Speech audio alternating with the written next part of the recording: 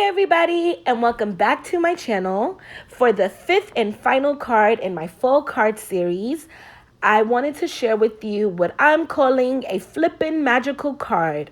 Together, the pages tell the story of a magic trick. So if you would like to see how I DIY'd this awesome flip card, then keep on watching.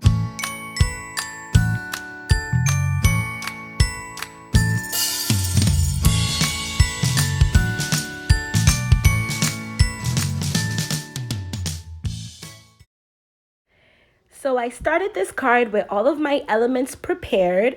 I have my A2 card base and all of my layers.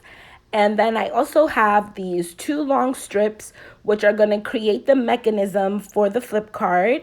And then I have my flip card pages, which are in black. And then the white rectangles are going to be the mats for those pages.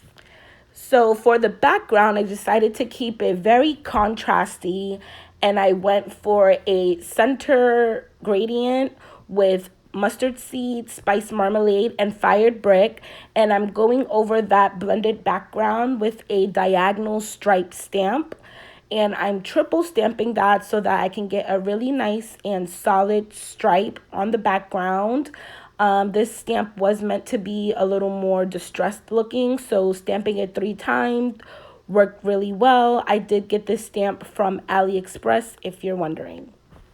So after we stamp our background, we're going to put that to the side and we're going to let it dry and work on the flip mechanism. So on that long strip, which measures at 2 1/4 by 9 inches, you're going to be scoring that in 4 places, which I left those score marks on the screen for you. And those score marks are going to be at 2 1/2, 3, 3 1/2, and 4. And what that's going to do is create this sort of waterfall effect on the paper that allows the pages to move, which is why you want to burnish those score marks really good. I burnished them forward and backward. And that skinnier long strip, which measures at a 1/2 inch by 4 1/2, you're going to be gluing that down onto that area where you scored at 2 1/2. And you're going to leave a little space from the edge of the paper. You don't want to put it directly on the edge, but leave just like a little space. And then you're going to take those flaps that are open and you're going to fold them down and just pinch them together. And that is going to create the area of the card that's going to get glued down onto the card front. So I'm playing around with it, making sure that it moves. None of the paper is like rubbing on each other. And next, we're going to work on the pages. So I die cut some elements. The red is just from a frame, and I cut it down to size. And then the black little rectangle is just black cardstock that I scored some lines into. So that could be the floor.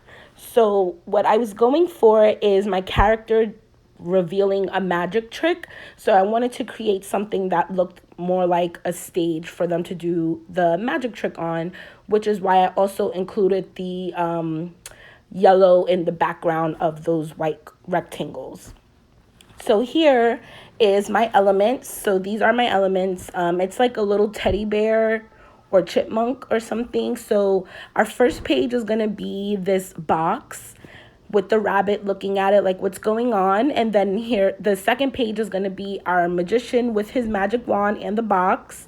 And then the third page is going to be him coming out of the box. And then the final page will be sort of like his victory. And I was showing you that stamp set that we used to cut out and stamp out these images. And inside that stamp set, there are these little speech bubbles. So the first one that I use is for the second page, and it says abracadabra, which is him waving that on the box. And then the third page, which is the reveal of the magic trick, and that one says ta-da. And then the fourth page is going to say you are magic. And he's like celebrating at the end. What I didn't include in the video was me stamping out these little stars and sparkles around the box. I thought that would give it just a little more like a magic feel. So here I am gluing down my scene onto the actual page of the flip card so that it leaves a cute little 1/8 inch black border in the background.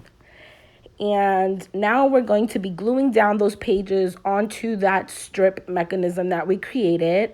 I do zoom in a little more so that you can see actually what's going on. Just because you want to make sure that when you're gluing your pages on, that you're not gluing them onto your score line. You want to leave just a tiny little bit of space. If I had to measure it, it would be like 1/32 of an inch. But yeah, you want to make sure you leave just a little space because that's going to help your pages to move just a little more smoother. After making this card and kind of coming up with the measurements for it, I figured out that that would be the best to get the card moving really smoothly. I really wanted to try to make sure that you could fit a gift card into this flip card because I do have another flip card that I created last year, which I will leave linked in this video if you want to see how I created that one. It's also another magic themed flip card. I think flip cards are pretty magical and cool. So back to the card, the background, I popped that up with some foam tape, and I'm going to be putting that down onto my card base and trying to line that up as best as I can, like usual. And once I get that down, we are going to be just putting some Tombow, which is some really strong glue. We're going to put that onto those little flaps in the background, on the back, on the back of the flip card. Again, that is the only area of the card that gets glued down for this. So you want to make sure that you're using something that is very strong because your card will be getting action, and you want to make sure that it doesn't fall off, right? So I went ahead and I stuck my flip card down towards the top. And here I have that gift card. I decided to make that long strip 2 1/4 because that was the perfect size for a gift card. And then next, I'm going to work on the sentiment for this card.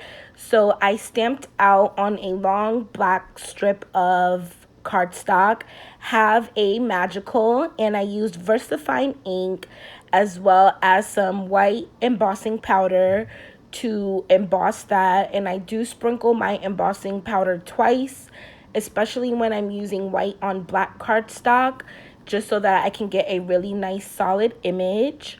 I go ahead and heat set it. I cut down that strip and I also wipe it off with a rag, and then I use a white gel pen to add 3 dots because our sentiment will continue on the inside. And I decided that the card needed a little bit more red, so I dug through my stash and I found a little pull tab that's from my double slider surprise die set, and I decided to glue that on the edge of that little pull tab so that the recipient knows to pull it. And then for the inside, I decided to stamp out Halloween as a continuation from the sentiment on the front. And after that, that pretty much completes this card today. I had so much fun DIYing this flip card and coming up with new measurements for it. If you would like to see more cards and more stuff from my channel, then make sure that you subscribe, like, comment, and share this video. And until the next time, I'll see you guys later. Bye-bye.